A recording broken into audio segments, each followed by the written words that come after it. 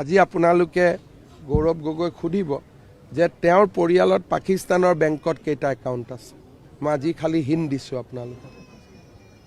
তেওঁৰ পৰিয়ালৰ একাউণ্টত আজিও পাকিস্তানত ৰানিং আছে বেংক একাউণ্ট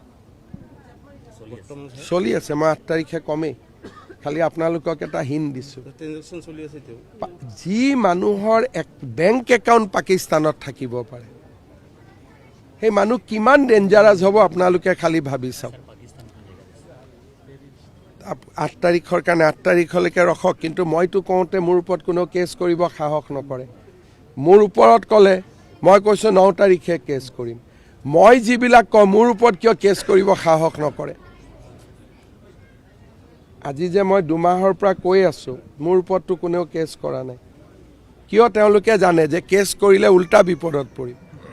আজি মই কৈছোঁ যে পৰিয়ালৰ পাকিস্তানতো বেংক একাউণ্ট আছে, খালি হিণ্টটো দিছোঁ। 8 তাৰিখে বাকীখিনি ক'ম। আজি আপোনালোকে গৌৰৱ গগৈ সুধিব যে তেওঁৰ পৰিয়ালত পাকিস্তানৰ বেংকত কেইটা একাউণ্ট আছে। মই আজি খালি হিণ্ট দিছোঁ আপোনালোকক। তেওঁৰ পৰিয়ালৰ একাউণ্টত আজিও পাকিস্তানত ৰানিং আছে বেংক একাউণ্ট চলি আছে। মই 8 তাৰিখে কমেই, খালি আপোনালোকক এটা হিণ্ট দিছোঁ। যি মানুহৰ বেংক একাউণ্ট পাকিস্তানত থাকিব পাৰে সেই মানুহ কিমান ডেঞ্জাৰাছ হ'ব আপোনালোকে খালি ভাবি চাওক। 8 তাৰিখৰ কাৰণে 8 তাৰিখলৈকে ৰখক, কিন্তু মইতো কওঁতে মোৰ ওপৰত কোনেও কেছ কৰিব সাহস নকৰে। মোৰ ওপৰত ক'লে মই কৈছোঁ 9 তাৰিখে কেছ কৰিম।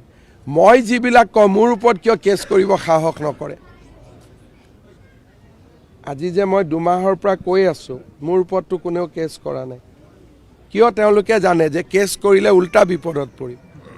আজি মই কৈছোঁ যে পৰিয়ালৰ পাকিস্তানতো বেংক একাউণ্ট আছে,